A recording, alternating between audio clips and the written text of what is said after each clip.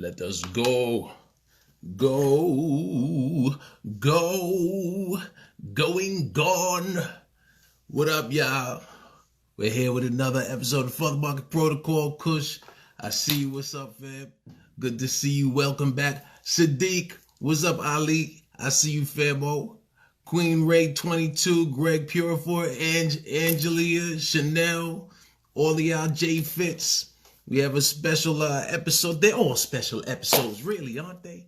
We always have great episodes. Last week had a lot of fun. I told y'all this month I was having my favorite impressionists / comedians on, and we and we turned up last week with my man with my man Jay Farrow, and I'm looking forward to tonight. What's up, Ali? Yo, Ali, I want you to be I'm gonna say it now. I want you to you're the first guest in September if you'll join us. Flower Child, Poet Peace, what's up? Delfito, what up? I am Kenya AC, Straightforward Christine, what's up? KBK Pick, Brandon Laughs, I see you, fam. So Ali, I'm asking you right now, Vieira, you're the week after Ali. You never called me back, son. I'm not gonna forget that. No, I'm just playing. All right, cool. So y'all heard it first. Ali Sadiq is gonna be on the beginning of September. Can I get Mark Vieira to confirm that he's gonna come on the second week of September? Oh, look at that, Affion, the most prompt comedian to be on here. I gotta say, we've had someone join in, so he's coming on. And Vieira, I still have it out. Hey, Affion, what up, son? What up, fam, bam? Chilling, B, chilling. Yeah, you know what? For people that don't know, I just made sure the lips weren't looking like Pookie. Look, I got big ass lips. I gotta make sure my shit is always, on point with my shit, Yeah, man. How you been, man? I can't complain, man. You know what I'm saying? Cool. Just Yeah, man. Out here, how you? I'm cool, bro. I'm actually, this is my first time in a hotel room in probably 4 or 5 months. I had to take a quick road trip with my Dukes. And so, as you can always tell you're in a hotel when you see that handle right there. I can't see it. Oh yeah. Look, hold up. I'm gonna move it, and this how you know you're the hotel. When you see the coffee and the microwave on top of each other. When you see the microwave on a shelf. That's hotel action. Exactly, son. Exactly. Let me give you your proper introduction. First off, welcome y'all to another episode. For those that don't know, my name is Dean Edwards, the host of the Futhamuckin Protocol Live on IG every Monday night, where we have some of the most talented, funny, brilliant comics that you've ever seen that happen to be good friends of mine. This week is no different because as we started last week with impression / comics, I don't like saying impressionist because you're more than just an impressionist, right? You're a comedian that happens to have some amazing impressions. And so I wanted to do that this month, where I brought on my favorite comics that happen to do impressions. Is this cat who's on live with me right now. I know him from Def Comedy Jam as well as you do. We tape together, which I'm gonna get into. Way back in our youth. We go way back. We go back like Spinal Cords on 8 tracks. Come on, Tricks. First couple of seasons of one of the original cast members of Wildin' Out. Mm-hmm. He danced on Soul Train, which is something no other comedian has done. Alex Thomas. Did Alex? I never knew Alex Thomas. So was it just y'all two? He wasn't on the same time as me, but I think Chris Spencer may have too. Okay. Chris can rock. Okay. All of that whole crew, Chris, Sully, Alex, they all rock. Okay. I stand corrected. Ali Wedding Ringer, Mark Vieira. Your own sketch comedy show, but more than that, probably one of the busiest comics on social media, specifically Instagram, over the last couple of months of quarantine. Big up my man, my brethren and yours, Affion Crockett, in the building. Salute. Much respect. Guy. What up, bro? My guy, man. I wanna, because we're gonna get into impressions and everything, because I know people want to see those. But I always wanted to, get into people's history, right? I want to start with your history. Where are you from originally? North Carolina, Fayetteville, North Carolina. Army brat. Yeah. Okay. Oh, okay. Army brat. What? Well, I'm not gonna ask what year you were born, but were you born in the States or were you born? Yeah, I was born. Okay. No, because I was in the Army for 6 years, so I know a lot of cats are born overseas, and then when they pop, some moms get stationed. Godfrey, I see you, fam. Here's what's funny. Godfrey is the king of going for hours, because last week Jay and I did about 90 minutes, and then I said, let me go sneak over and see what Godfrey's doing. And then 3 hours later, he sent me the request, and it was 3:30. None of us had the endurance that Godfrey has on this live. No, it's his world. Yeah, Godfrey is the energizer, but the black Bizer bunny of the quarantine. So talk to me about your beginnings, man. Where was your first time? When did you first realize you were funny? I still don't know I'm funny. I'll be honest with you. I don't know, man. I just always been observant, and so when you start to regurgitate things that you see, and people react to them, and they start laughing at it, it's like, oh, okay, well, I'm just being observant, and I'm just presenting what I actually saw or experienced. So if the truth and the facts are funny, then I'm just going to do that. You know what I mean? So that was early on, like, I was maybe 9 years old, 8, 9 years old, just doing like voices around the crib for my mom, and she was laughing at the shit. And then people in school would laugh when I would imitate the teacher. I'd do the voice, and they all straighten up, and they thought the teacher was in the room. That's funny. You know what I mean? So just little things like that, man. When I was a youngin'. Yeah. Now you also, I like this. Like, we all came up with like, our generation, I should say, came up with hip hop, but you encompass, along with myself, the handful of cats. There's certain cats I look at and I'm like, yeah, he's full of all the elements. You know what I mean? Like, you're an MC, you're a b-boy. I wouldn't be surprised if you also knew how to draw and you were a graffiti artist as well. I did that first. Okay, boom, right? And I'm sure you, at some point or another, you played on the turntables. I used to be there, school dances. Yep.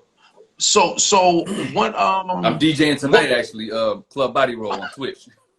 Are you serious? Oh yeah. It's one of my communities. I have a small community on Twitch, and I play slow jams, Club Body Roll. Oh, dig it. Now, what was it about hip hop? It sounds cliche, but when did you fall in love with hip hop? Right around when Sucker MC came out. That song is when I first. Rapper's Delight was cool, right? Yeah. But something about Run DMC, because now we know that they was actual MCs. You know what I'm saying? Right. Unlike Sugar Hill, who Kaz wrote Kaz's book. Big Bang's wrote. You know what I'm saying? So respect, that they are pioneers, but something about even when Curtis Blow came out, when AJ came out, Basketball came out, and Run DMC, Sucker MC, and I first started to see b-boying go down. Yeah. And then this music was the soundtrack to that.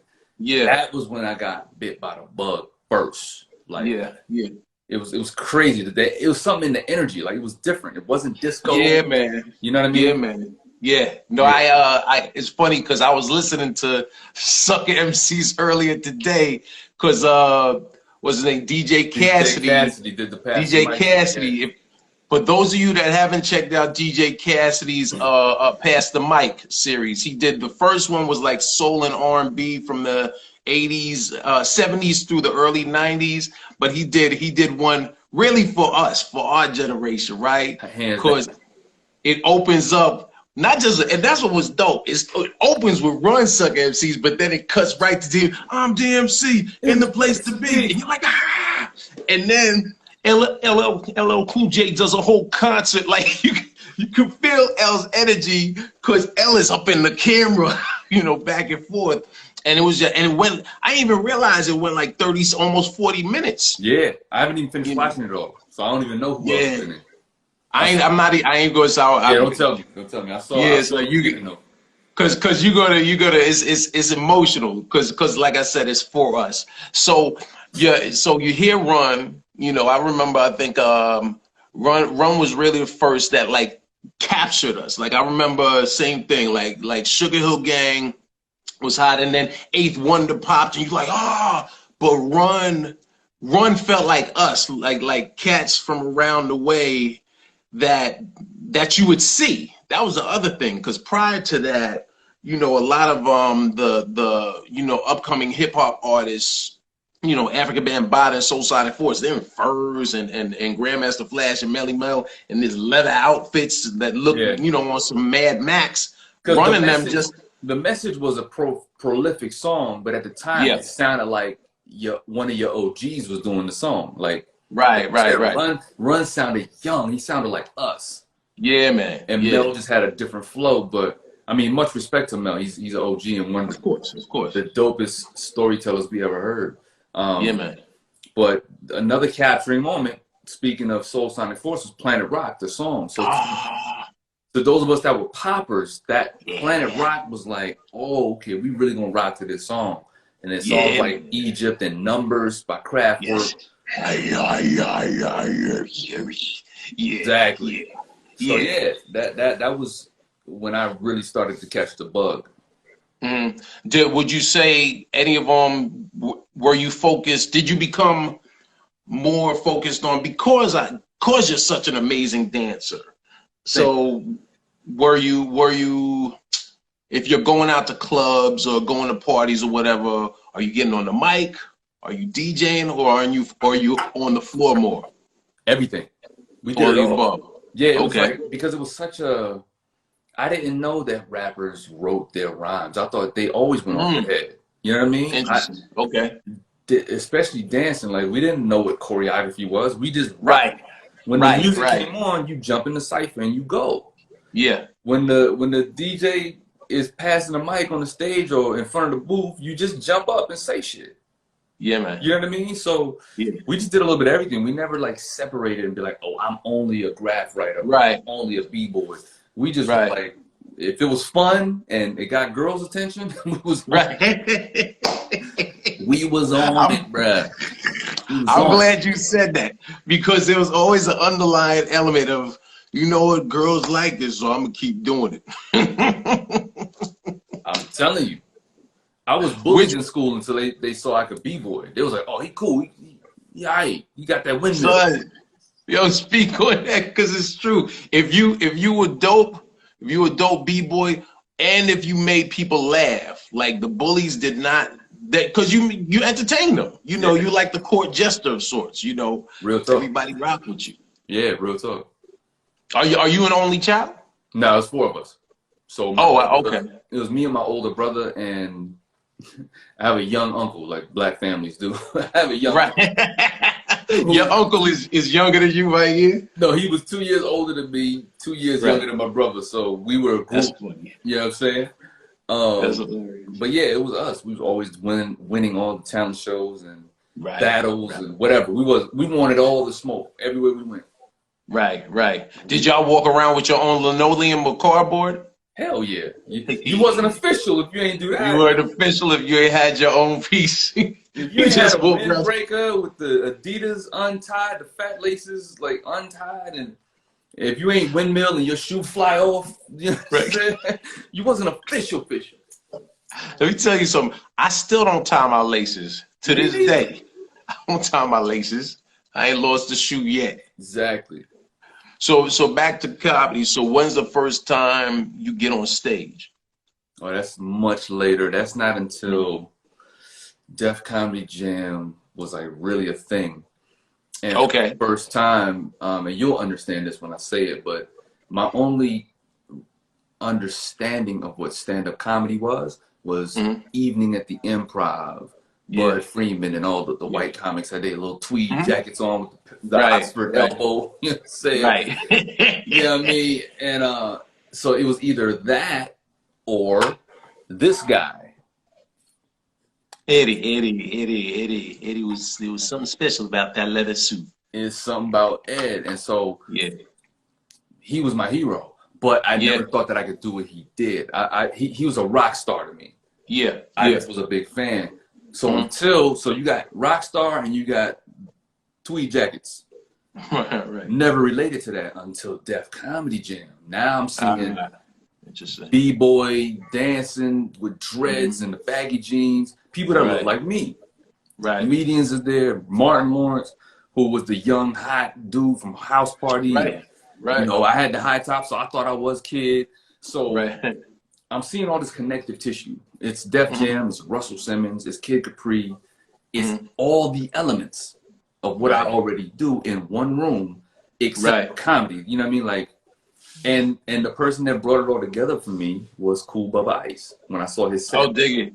Shout out to Bubba too, man. Shout out to Bubba. I gotta make sure, you know, I gotta make sure I have Bubba on because Bubba doesn't get the props he deserves, you know, in comedy, and then as being an amazing cat that does impressions, man. So I had him on my live like a couple months ago in the beginning of quarantine. But I just had to give him his flowers, man. Like man.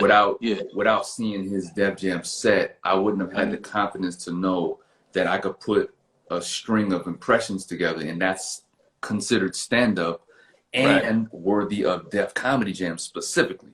Right. That show was fucking stratosphere.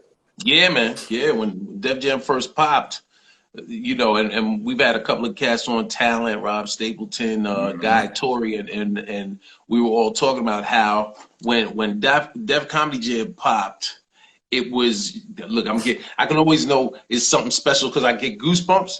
And Def Jam, when it premiered February 28, 1992, you knew you were watching something special the same way when you first saw Eddie Murphy Delirious a decade earlier. You know, you didn't know what it was. You couldn't put your finger on it, but you're like, this is some sort of revolution. It's crazy. And, you know, we was big fans of Crush Groove, so we knew Def Jam. Rick Rubin and Russ. We knew the whole Def Jam story. So by the time the early 90s come around, and it's Def Comedy Jam, you put comedy in the middle of that, it's like, what is this? This is about to be some real shit. And sure enough, it delivered. It really delivered. Yeah. Who were some of your favorites in those early seasons? Funny, I just sat down with Bill Bellamy, who was the first ever. Yeah. I told Bill, I said, you are the LL Cool J of comedy. He was the box. Yeah. Box. Crush Groove. Box. My radio, believe me, I like it loud. But for him to be the first one to ever hit the stage on Def Jam, to open it up, and to still be here and be relevant and making, you know, doing his thing, and booking and doing crazy numbers, I said, you the longevity king, and you was our hero. So, of course, Bill, of course, Chris Tucker, Bernie, them early sets, Rodney Winfield, like just different cats, like had some real crazy sets that you was like, man, these dudes is crazy. Sid had a dope set on there early. Mike Epps, you know what I'm saying? Like all the people that we fuck with today. That's really that's as you were saying that it made it, two things struck out. Number one is interesting because the same way you said, you know, Run and Eddie were heroes. Those dudes were our first heroes that are now contemporaries, that we're now friends with, we're now cool with, you know.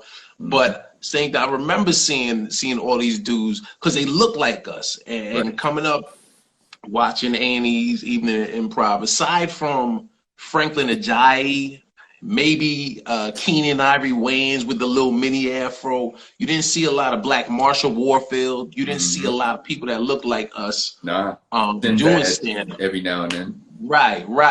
And then even seeing them, there was a maturity. They were older. They felt older than us. They felt like our OGs. You know what I mean? Right. You saw Bill Bellamy on stage, you were like, oh, that looked like a dude that I was in school with last week in college. Yeah, he looked like the nigga that work at the mall and sell the suits, the exactly. fly, the Teddy Riley rayon shit.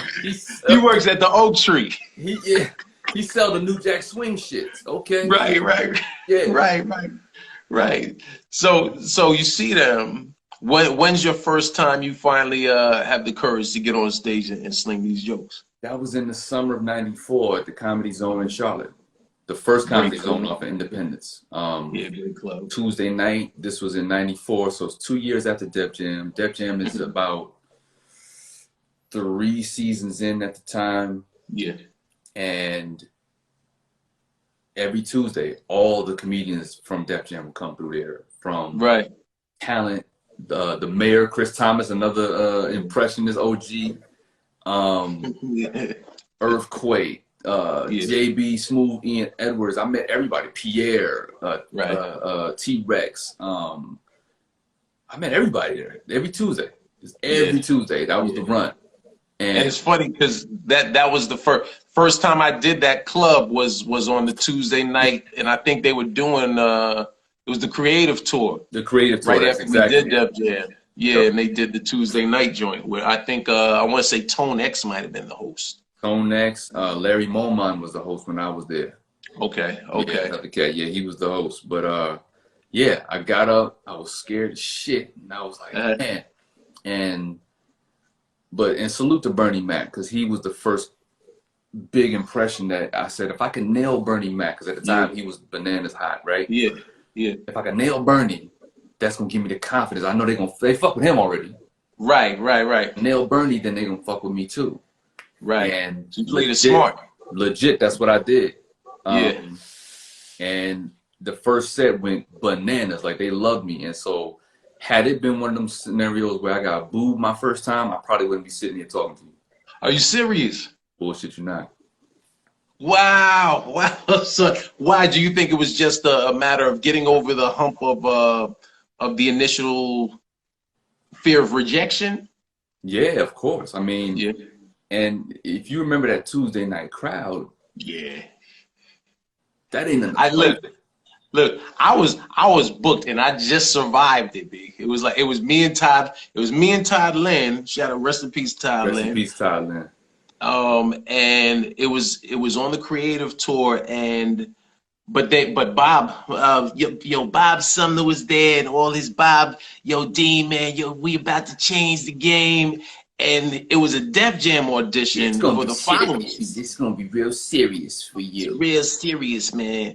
And so like 15 comics went on before Todd and I, who were the actual show, were booked, and so I just squeezed by. I didn't kill. Todd destroyed, because Todd had that he did that false intro, and where he came out to Frankie Beverly and Mays and reintroduced himself and shut it down. I did all right. But back then you're like, all right, I'm happy with all right in a room after people been sitting there for 2.5 hours. Yo, side note, I hate when people be in the comments talking shit. Like, nigga, you don't know. This is our conversation. Bernie Mac was huge at the time. Just because you know him from Ocean's 11 don't mean that he wasn't fucking huge. Bernie was that nigga. Yeah. Let me for those that don't know, there's 2 different circuits, right? Which we're actually discussing right now, right? Because the tour that we did, the creative tour, there's the mainstream circuit, right? A&E Evening at the Improv, Caroline's Comedy Hour, HBO half-hour comedy shows. But then there's a circuit that harkens back in the day they called the Chitlin circuit, or the Black circuit, the urban circuit, right? Right. We're giving y'all some game right now. The urban circuit is where all the entertainers that you'd never heard of before had been out there building for years. Bernie Mac first did Def Comedy Jam in 1992, but he had already been out for years. Bill Bellamy had been out a couple of years. Eddie Griffin for years. All these cats that had been out earning a living from black people that spent green money and wanted entertainment and weren't getting their entertainment when they went into quote unquote mainstream venues. And so instead of having a comedy club, they might just have a one-nighter that happened to be a bar or a Holiday Inn that, you know, had a convention hall that held like, you know, 500 people. That's where we did our show. So Bernie Mac, respect, and also rest in peace to Bernie, because I believe this is the 13-year anniversary. It just passed, so it's coming up this week where he passed, man. And Bernie is what I did his last movie with him. You know what I mean? Right, so right. It was full circle. And I'll do you one better. After he passed, I ADR'd his voice for Soul Man. That's crazy. Yeah, I remember it because Warren Hutchison. Warren Hutchison, Bernie had done SNL with me, or he came on and was hosting while I was there, and we had a dope week, man. It was just the classiest dude I've ever met in entertainment. And I met a lot of people, classiest cat, hands down. So Nefertari kept inviting me to the set because she was his assistant at the time. And I was like, Neff, I don't want to come and bother. And she was like, nah, Dean, that's what people do. Because I was still new to coming out to LA. So I finally went to the set. He saw me, he was like, hey, what's up, man? How you doing, man? And had the dopest time. And it was the season rap party. It was the final episode. So we had they had like this karaoke party, and then me and Bernie did some great impressions. He did Sidney Poitier to me doing Denzel, because we did a sketch that got cut on SNL. And it was a dope moment. And then I found out later on that Warren Hutchison was at that party, and when after Bernie passed, they were trying to figure out who could ADR for him. And I get a random call. They were like, yeah, Malcolm D. Lee wants to know if you come in and ADR Bernie. I was like, of course, of course. Right. And then I found out 2 years after that it was Hutchison. So shout out to Hutchison. Crazy. Yeah, crazy. you was there. You was there. I remember that party. You was there. Yeah, full circle, bro. Full circle. Man. Yeah. Yeah. Beautiful thing, man. So you go on stage, you did Bernie, you crushed it, you have a career now, right? I mean, I did a string of different people, but Bernie was like the one I kicked it off with. And I was doing Beavis and Butthead back then, Fire Marshal Bill, just a bunch of different. But yeah, from watching Kool Bubba Ice and how he structured his set on Def Jam, I said, okay, if that's considered stand-up, I'm gonna try that. Yeah. And that Tuesday night crowd, bro, you talking about like 400 black people in Charlotte, North Carolina. Right. From the hood to the bankers to the athletes, like it was a lot of money in that room, dirty and clean money. Right. if you can rock that room, then you good. You know what I'm saying? Like it's just a few rooms in the path of what we do that if you could kill in this room, you decent. You got a decent chance of making it. Like I said, if it would have went bad the first time, that would have just crushed my spirit, and I would have believed them that I'm just not funny. Right. But to know that I could rock them on the first go, then I've had bad shows thereafter. But I knew what I could get to. I knew it didn't discourage me. I was like, all right, shit. They ain't like that at all. They were sitting there looking at me in silence. Right. Thank God. But you can always lean on the fact that you won them before. Exactly. So that feeds your psyche to say, you know what, I know that I can win in front of them again. Exactly. Yeah. So, and especially in front of a hard crowd. I think that's going back to what we were saying as far as working urban rooms. People always ask, what's the difference between working a black room, an urban room, and a mainstream room. Mainstream rooms, they're more patient. They allow for exposition, right? You can work up to your funny. Black crowd, urban crowd, Latino crowd, we want your funny immediately. Bring it. Because I spent $10, $20. I need you to bring it right now. Right now. right no, now. No air in between. Right. So it's like rapid fire. That's when you see someone like a Tony Roberts, you understand why it's rapid fire. Because you can look at him and say immediately, like, okay, he came up during an era where earthquake. He will give you 16 punchlines per joke. Right. In premise. 15 seconds. And all of them is fire. all blazing. All blazing. But yeah, man, so, it's go ahead. It's just it's key. It's key to why I'm sitting here today. Is that right? And then a year later, I end up on Def Jam. I auditioned for Bob like 3 times, and so I'd only been doing it. You know what I'm saying? Like a small amount of time. I didn't do it that full year because I went back and finished school. So altogether, I would say I had like 7 months to 8 months of comedy experience by the time I hit Def Jam. Dude, that's dope. No, it's part of my story, man. Yeah. So you do Def Jam. We ride. We always refer to that.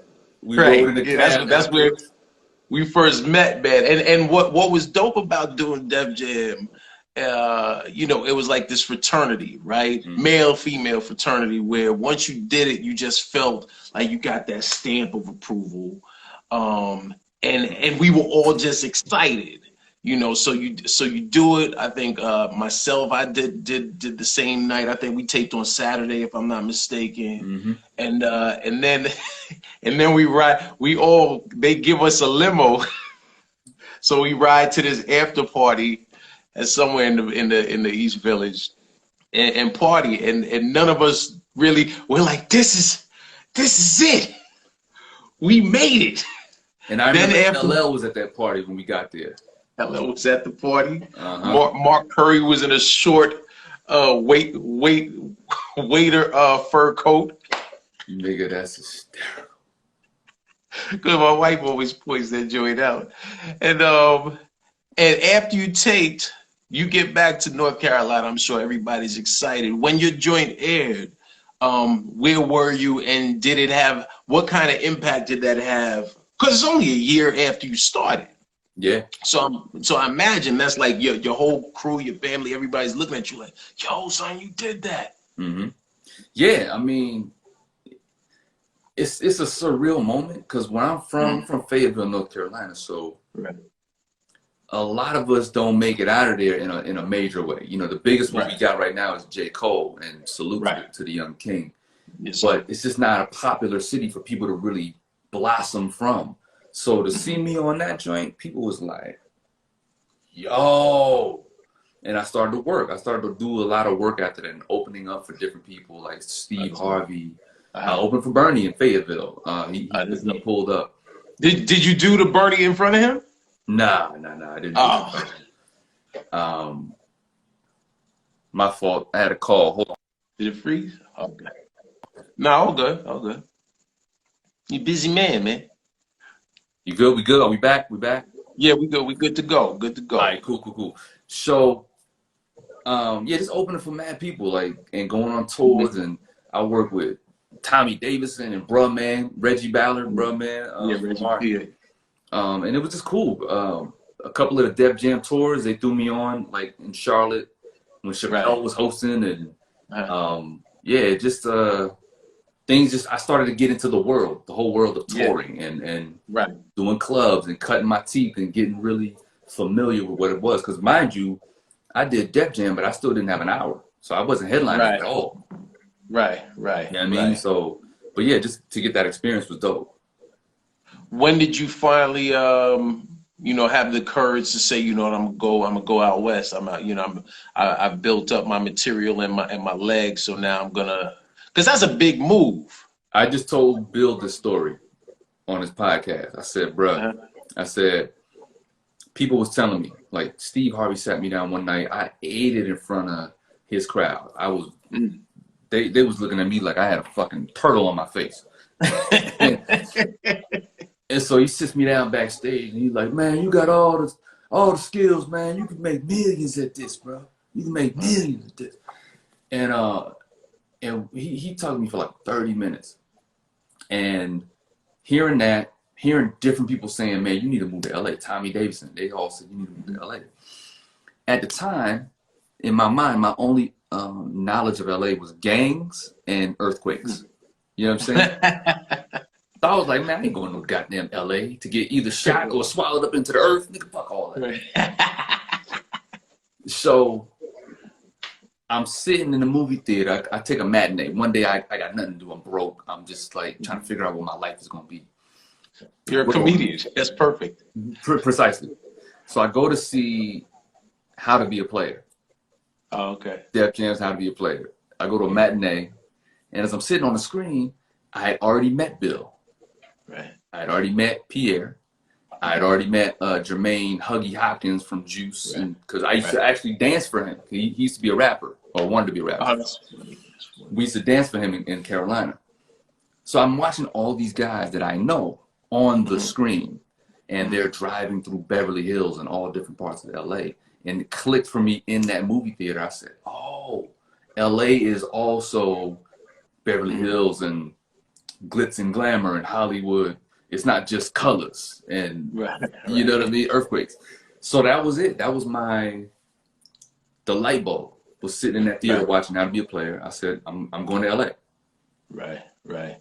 How much time has passed from you starting in '94 to you finally going to LA? I moved to LA in '98, February of '98. Okay, that was real quick. And you get out there and do you see gangs and earthquakes, or is it not? It's not all that bad? I seen gangs. I'm not gonna lie to you. I did see gangs. But of course. I definitely, you know, I went to. That's when Guy Torrey had the Fat Tuesdays. And I went there the first, like 4 days after I got there. It was Tuesday, and I went, and I saw everybody. And it was one of those moments like you need to see this so that you can understand you're in the right place. Right. So the night I go there, I'm talking about Snoop, Keenan and Sean Wayans, Cedric, Mike Epps, everybody you can imagine was at the club that night. Big Bear, before he passed away, rest in peace, from life. But yeah, everybody was in that joint. And so Eddie Murphy might have even been there that night. But yeah, I'm on the block. I'm fresh in LA, and I'm standing out on Sunset in front of the Comedy Store, and everybody just chilling. And I always said, if they would have dropped a bomb on that goddamn corner that night, half of Black entertainment would have been over with. Because everybody was there. So it was just great to see, and I was hooked from that moment when I said, okay, I'm gonna do this. And I didn't rest on my laurels. I didn't come out to LA saying, well, I've done Def Comedy Jam, so they need to respect me. I said, I'm gonna start from scratch. I'm not even tripping on that. You know what I mean? Like, it's good that I had it, but I'm coming out here, whatever I gotta do to grind. So I did extra work. Of course I did Soul Train. That was, that was fun for me, but did you audition? Did you have to audition for Soul Train? Nah, I just went down there with one of my boys he was a local comedian in LA. Okay. But he also could dance his ass off. So he was like, man, come down to Soul Train. And so, yeah, I went down there and just made my way through the ranks. But yeah, it was fun. It was fun shit to do. And that was just my mindset, though, is I'm going to come to LA and work my ass off. Right. You had the right mentality. Yeah, I never had no expectations other than work my ass off and succeed from there. That also, because I see the flag going, so that also that comes from a strong Trini background with hardworking West Indian roots, So I'm not surprised to hear that. What real quick, because I want to take it back. What made you how did you get to dance at the end of Def Jam? I always wanted that. Very easy answer. Bob already knew that I could rock. Okay. So during one of the breaks, he you know how Bob used to he's like, yo, wear this Fat Farm hoodie. Make sure you know what I'm saying? He laced me with this Fat Farm hoodie. He said, and I want you to come out in this hoodie at the end of your set and dance with the dancers. He kind of whispered it to me. He was just sitting in one of the seats right by the stage, and people was going to the bathroom. It was like a stop down time. And he's like, yo, rock this hoodie and come out at the end and dance with the dancers. Okay. He said it in a way like like he was like proud of me. Like he wanted to make sure everybody knew that I was multifaceted. Yeah. So, and the dancers was looking at me like, wait, why is he here? Because they was all crews. Right. So they looked around. They was like, oh shit, why is he here? And then I come out and I bust, and they was like, it's like, cause what do we say? It's like, yo, like it was a Spike Lee movie moment, like, oh, I mean, it was dope, man. Yeah, it was real dope. Yeah, it was fun. It was fun, and that's when I met you, bro. Yeah, man. No, history. We made history together, man. We did. Freddie Ricks told me that years ago. He's like, yo, man, remember everything you do on TV is recorded history. And now, not just TV, all forms of entertainment, everything are recorded history, man. Freddie Ricks, that's my guy. I ain't heard from him. Freddie Ricks, man. Good dude. Much love, much respect to Freddie Ricks. Yeah. So you're in LA. You know, you're building a name. You're doing any and everything. Take me to Wildin' Out, because I remember, and Hugh and I have spoken about that, because I remember he wrote on there as well as Chris Spencer. Mm-hmm. How did you audition? Did you know Nick Cannon? How did the show come about? I knew Nick, and it came about. I knew Nick years before that. Nick actually used to dance on Soul Train too. Oh, that's funny. When he was a young cat, he would pull up. Him and Wesley Jonathan. Oh wow, okay. But I knew Nick. I knew him from church. Like we had a bunch of different connections, and so I remember seeing him one time in Vegas. We run into each other, and he's like, "Man, I got this show with MTV. It's perfect for you." And at the time, I was like, all right, nigga. You know, you see people there all the time. They be like, "Oh, everybody has." We gonna connect. Right. I got something for you. And I was like, yeah, whatever. All right. Sure enough, bro, like 3 days later, when I get back to LA from Vegas, they call my agent to come audition. Now, I auditioned for the producers and MTV probably 4 times. Like, it was to the point where it was annoying. And I was like, yo, y'all don't understand. For what y'all about to do, I'm nice with this shit. I know this world. Right. I'm in the audition, the first one, and I'm freestyling. So they're like, can you freestyle? I was like, what y'all want me to talk about? And they threw out a topic, and I went on that topic. Then I started going around the room and just lighting niggas' outfits up and talking about this dude look like Vin Diesel and this dude blah blah blah. He might eat weasels and blah. You know what I mean? I just started going off and but anyway, it led to the show. So yes, I did audition. Right. And what, you know, because obviously Nick is dealing with some things, but speak to us about the importance, because I don't think Wildin' Out gets the credit that it should for becoming the platform that has become, you know, in the last 15 years or so for launching, being a stepping stone, if not launching, being a stepping stone for a lot of talent. No. Wildin' Out is the new version of Def Jam for us. Yeah. You know, so I'm blessed to be a part of both legacies. You know what I'm saying? Right. Yeah, I always give Wildin' Out credit. Like I'm always every interview when people ask me about it, like Wildin' Out gave me a name. So people that know Affion Crockett is from Wildin' Out because we were able to say our real names. Other people that know me from other things, they'll call me the character name. Like, oh, Ray from Haunted House. Or, hey, Lester the Court Jester. So Wildin' Out gave me my name and was where I was able to really progress with the impressions. Now I'm doing newer people. I'm doing Jay-Z. I'm doing 50 Cent. I'm doing all these different people. Right. Lil Wayne, Omarion, Chris Brown. And I'm rapping. We cutting each other down at the end of the, you know, and it's bars. I'm going up against Jim Jones and Kanye and Talib and all these different people. So I remember the Kanye. Kanye seemed like he got annoyed because you were getting him, and then he went off with the entire team. That was a good episode. Yeah. So it's you know, Wildin' Out is where else can you tune in and see Snoop freestyling and playing comedy games with people and getting off, and Big Boy from Outkast and Common, and KRS and Biz Markie. Like, you don't see that, and that's a stamp that validates hip hop. It's hip hop is validated within this comedy show. So I give Nick his credit all the time. He was a visionary with that show. You also wound up doing. I'm moving through because I don't know how much time I have with you, and I've been getting better. Okay. You did. How many seasons did you do of Wild 'N Out?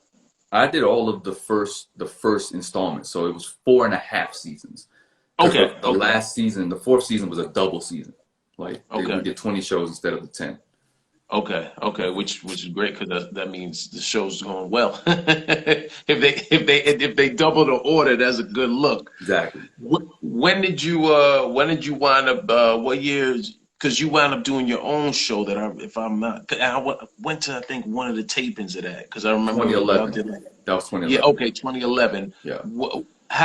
Was that a direct result of having done a form of sketch with Wild 'N Out and Nick, and also Short Circuits, which was other? Circuits. Yeah. So it was a combination of characters I did on Short Circuits and my YouTube channel, because after Wild 'N Out, I did YouTube for a minute and got like 60 million views, and my videos was getting millions of views at a time doing the parody joints. So you did everybody. Y'all did, you and Nika King, y'all did Run This Town. Run This Town. That was dope. Yeah, Hunt Chris Brown, and that shit. Hunt Chris Brown, that joke was fire. They ended up putting that everywhere on E! News. Like, it was crazy. Yeah. And so that energy, we bottled the show up, we packaged it, and took it to Fox Network. And and they was digging it. And you know what I'm saying? And at the end of that last meeting we had with Fox, they were like, they wanted to pair me up with Jamie because he wanted to bring back, an In Living Color style show. And he had been shopping the sketch show for a while at that time. So our paths had crossed right there on that, to where he was able to EP and I was producer, and we went on to do, they only gave us 6 episodes, but we, from there was where the movies came from. Okay. Everybody saw the show, you know what I mean? So Malcolm Lee, he was like, bruh, like you really got that shit. And Soul Men, me and Marlon doing Haunted House and Dance Fleet, like just all of that shit came out of Pixels with Adam Sandler, like all of that came from the show. And it does. I'm glad you pointed that out because like you said you only got 6 episodes, but you flipped them joints. You milked that joints. If you only got one, if you only did one movie off of them, but you just ran down 4, from doing 6 episodes of your show on primetime television, and as a fan of you and your work as well as a friend.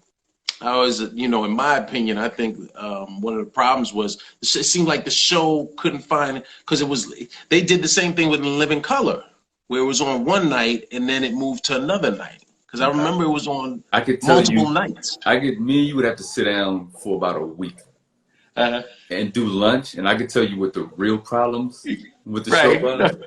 And we will. It had nothing to do with anything that you think. By the time it hit the air, it was all the damage was done. The potholes in the road, the buildings were blown up. Like, we just threw tarps over the buildings. Like, it was a lot of other shit happened. But yeah, it was. Were you frustrated? But because this is a big break, a big opportunity. Of course, your own show. And what's your mental state when it hasn't even hit the air yet, and you have all these issues with it? Put it like this: if you sit down with a network executive and you say, "I got this Drake and a Drake sketch, and I got a Pacquiao sketch I want to do," and they look at you and say, "Who's Drake? Who's Pacquiao?" And you're like.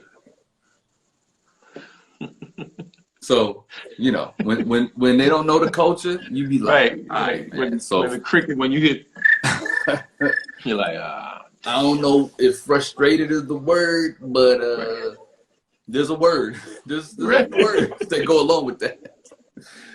So yeah, man. But yeah, but you flipped it into other opportunities. Got interest. Did Wedding Ringer. Did a lot of shit. Did the comedian. You did Universal Remote. Oh wow, Universal Remote. Shout out to Charlie Murphy, my big homie. Shout out to Charlie Murphy, man. Charlie Murphy. It was fun for what it was, man. You know what I'm saying? It was alright. It's a nice show, man. You know, we had big ideas on what it was going to be. It just wasn't that. Yeah, it wasn't it.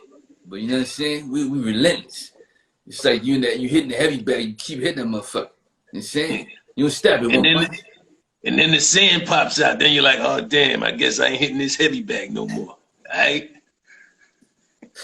Exactly. Hey, man, shoot, these things happen. You know what? Because I know people I'm going to do 10 more minutes of that. Nah, you know what? Who do you have? Because you have so many amazing impressions. Do you have a favorite? No. A current favorite? No. You'll probably. I'm asking you questions that people always ask me. I know. That's what I'm about to say. You understand this.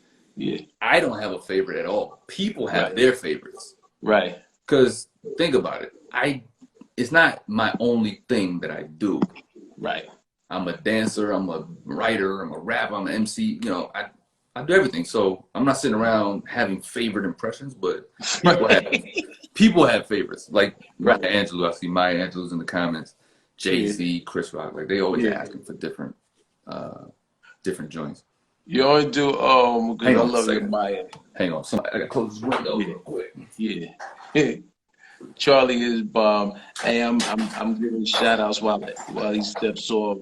Jay Ryder, what up, son? I see you, Jay. Mini Manchester Peace. Kush, I see you in there. Glows $23.99. I hate when neighbors be smoking outside my window. Like, nigga, go to your motherfucking house. I smelled the shit coming in. God damn it. Yo, I want to do. I was coming up with just weird scenarios with me and Jay. If Dr. Maya Angelou and Mo'Nique had a conversation about Netflix. No, we'll do Denzel later, but somebody said Russell Simmons. Russell's a funny one. Yeah, Russell, I love your Russell.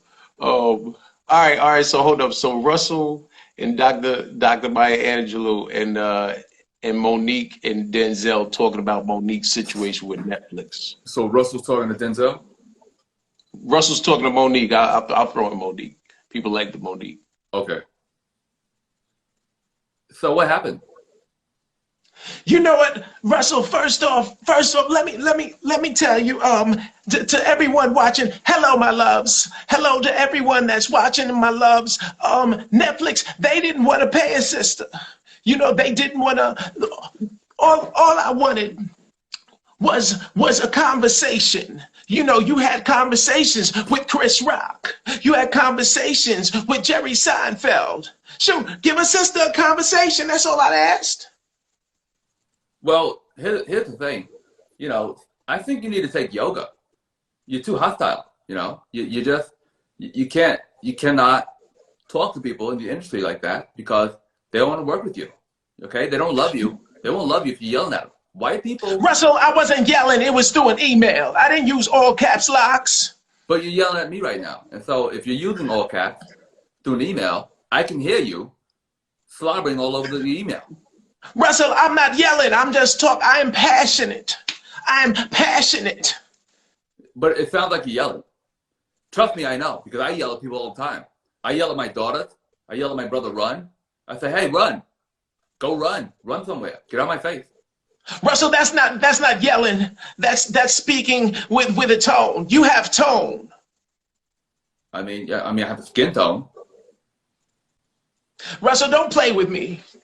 Don't play with me. I'm not the one. Well, you're the two. You might be. I'm not the one. I don't need you know what? Those are semantics. You're dealing in semantics now. So why don't you just, take the money and then, go back and like tell Netflix they can kiss your anus hole. Just take the money.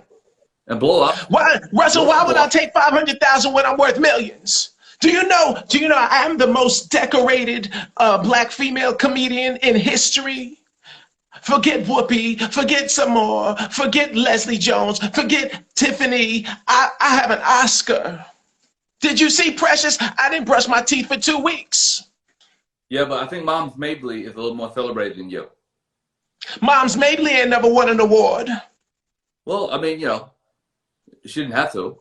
She's Mom Mabley. She's a legend. And what's her first name, Russell? If not for Mom's, what's her real first name since she celebrated? Her first name is Mother. We call her Mom for short. You know what, Russell? You full of crap. You full of crap. This is stupid. No. Who did they say earlier? Oh, Dr. Maya Angelou and Denzel. All right. Hey, you know what? I'm gonna. You know what? You know what? There aren't many people that have me humbled, huh? And to be in the presence of a goddess, huh?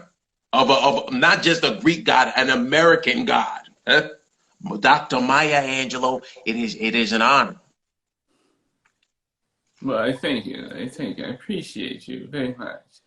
It's an honor to sit down with you, young man. Okay, I believe I met you when you're 17. You're doing theater off Broadway. Yeah. I remember I was sitting in Manhattan in a donut shop, and you came by, and you said, "Ma'am, you have a donut crumb on your lip," and I was like, "It was right there. It was right there." Yes, but you're such a kind. I licked my finger. You let me lick my finger and touch your face, and I took that crumb and I ate it. Huh? You did. Yes, you did. You made an old woman flutter for a second there because you had such nice teeth. I was like, who's this young man with such nice teeth? But anyway, I'm so proud of you. I'm so proud. I'm so proud. To hear that from you, it touches me. Please don't cry. Don't cry. I'm not. I'm not. You want me to? You want me to cry, but I'm not. You seem to be getting a little misty-eyed. You seem to be getting waterworks. I don't know what's going on. I don't have tears in my eyes. I got allergies. Your allergies sound a lot like crying. It's there's pollen in here, pollen and dust in here, and Well, look, I know I'm getting a little older, but help me out here. Is pollen another word for emotion? It sounds like you have a lot of emotion in the room. I do. My Dr. Angelou. Is it Angelou or Angelo? Angelo. It depends on what state you're in. Okay. Mental state or actual the physical state, the actual like New York, New Jersey? Yeah, like Mississippi. Mississippi, okay. So in Mississippi they call you Angel. Well, in Mississippi they call you the N-word.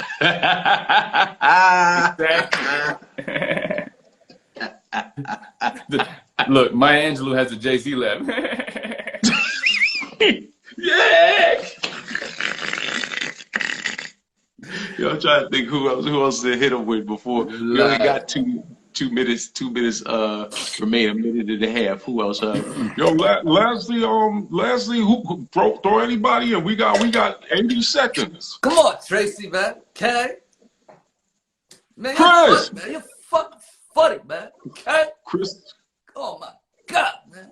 Chrissy, you funny. You funny, Papa. Tracy Morgan, man. I remember when you first did Def Jam.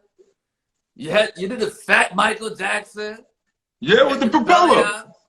I said, man, this motherfucker's confident enough motherfucker, man. Okay? Fuck out of here, man. Okay? That shirt I heard that shirt on for 2 days. I was excited. It was caked up on the underarms. Oh, I see it. It was caked up when we saw you that night. Okay? Yeah. We was like, Tracy, he got on a white shirt, but he got on 2 lemons in a headlock. Okay? It was the yellow armpits, man. Okay? Fuck out of here, man. Yo, Chris, you funny.